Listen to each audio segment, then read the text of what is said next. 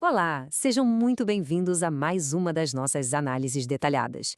Hoje, a gente vai pegar aquele texto legal, super denso e complexo do Estatuto dos Servidores Civis do Estado do Rio Grande do Sul e transformar isso numa jornada de carreira incrivelmente clara e fascinante de acompanhar. Bom, vamos direto ao ponto. Tudo que a gente vai discutir aqui tem uma base fortíssima. A fundação oficial das regras que regem todos os servidores civis estaduais do Rio Grande do Sul é a Lei Complementar 10.098, lá de 1994, claro, já com as suas atualizações mais recentes.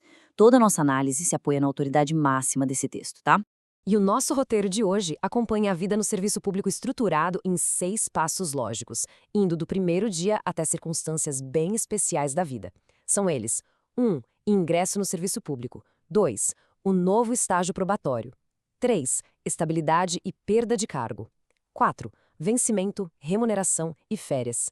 5. Gratificações e vantagens financeiras. E 6. Licenças e afastamentos especiais. Vamos começar pelo início, com o passo 1, ingresso no serviço público, requisitos e prazos. Mas afinal, o que é exatamente um cargo público? O jargão jurídico não deixa espaço para ambiguidades. É uma posição que precisa, obrigatoriamente, ser criada por lei, ter um número exato de vagas, um nome próprio e um conjunto muito claro de deveres. E, claro, tudo isso pago pelos cofres públicos. É algo altamente específico e totalmente regulamentado. E tem um detalhe que ilustra perfeitamente a pressão do tempo para quem acaba de passar um concurso. A linha do tempo é surpreendentemente curta. Depois que a nomeação sai, abre-se uma janela de só 15 dias para a posse, que é aquela aceitação formal do cargo. E a partir daí, tem um prazo de 30 dias para o exercício, ou seja, para a pessoa efetivamente colocar a mão na massa e começar a trabalhar. Se perder qualquer um desses prazos, a nomeação simplesmente perde o efeito. Avançando na carreira, a gente entra no passo 2, o novo estágio probatório, período de avaliação. 3 anos. Esse é o número crucial de anos que um servidor recém-nomeado passa sob observação constante antes de garantir de vez o seu cargo. É bem importante notar que isso foi atualizado recentemente, lá em 2020, mudando a regra antiga para esse novo ciclo mais longo de 3 anos. Mas o que exatamente a chefia está avaliando nesse tempo todo? Não é só bater o ponto e ir embora, não. O texto lista 5 requisitos bem rigorosos: disciplina, eficiência, responsabilidade, produtividade e assiduidade. O desempenho do servidor é ativamente avaliado ao longo de 32 anos. Isso derruba totalmente aquele mito de que quem entra para o governo não passa por nenhum escrutínio. O que nos leva ao nosso passo 3, estabilidade e perda de cargo. Estabilidade não é total. Aqui a gente toca no assunto que talvez seja o mais debatido de todos. A estabilidade não é uma imunidade absoluta, gente. Existem 3 caminhos legais bem específicos para se perder o cargo, mesmo sendo estável: por uma sentença judicial que não cabe mais recurso, por um processo administrativo interno garantindo o direito de defesa, ou através de uma avaliação periódica de desempenho. E agora, mudando um pouco de áreas, vamos para o passo 4. Vencimento, remuneração e férias, direitos do dia a dia. Bom, o que é realmente interessante notar aqui é a diferença legal gritante entre essas duas palavras. Vencimento é pura e simplesmente o salário base ditado pela lei para aquela função. Já a remuneração é o pacote completo, é o vencimento, mais todas aquelas vantagens financeiras legais. Saber isso é super importante porque muitos bônus são calculados estritamente em cima do vencimento base e não do valor total. E o descanso, claro, é garantido.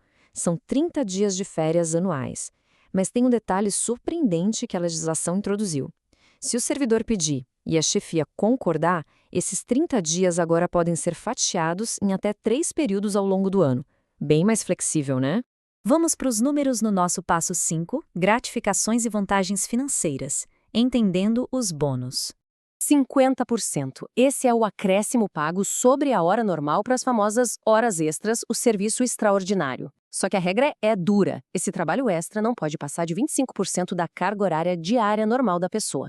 E logo em seguida, a gente tem uma adicional de 20%, que é o bônus noturno.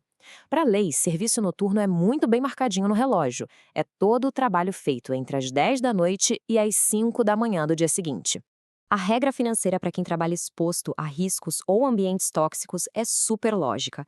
O bônus de insalubridade sobe de acordo com o perigo. Funciona assim: 10% para uma exposição mínima, 20% para risco médio e um salto de 40% para quem lida com o nível máximo de insalubridade. E chegamos na fase final da nossa jornada com o passo 6. Licenças e afastamentos especiais, amparo em eventos graves. O conceito legal de acidente em serviço protege o servidor muito além da mesa do escritório. Olha só, a cobertura inclui coisas como uma agressão não provocada durante o trabalho, acidentes no meio do trânsito no trajeto de ida e volta, e acredite ou não, até pegar uma doença infecciosa por causa da natureza do cargo conta. E o Estatuto tem um lado profundamente empático. A lei garante textualmente que o servidor que é pai, mãe ou responsável por pessoa com deficiência em tratamento tem autorização para se afastar por até 50% da sua carga horária normal. É uma maneira poderosa da lei proteger as famílias e garantir que haja tempo para o cuidado. E para fechar o nosso encontro, a gente deixa essa reflexão. Acompanhar de perto toda essa jornada estruturada, desde aquelas provas intensas e prazos apertadíssimos, passando por testes rigorosos e avaliações constantes, certamente muda muito a nossa perspectiva sobre o serviço público, não é mesmo? A gente espera que essa nossa análise tenha trazido uma visão totalmente nova para vocês. Muito obrigada pela companhia e até a próxima.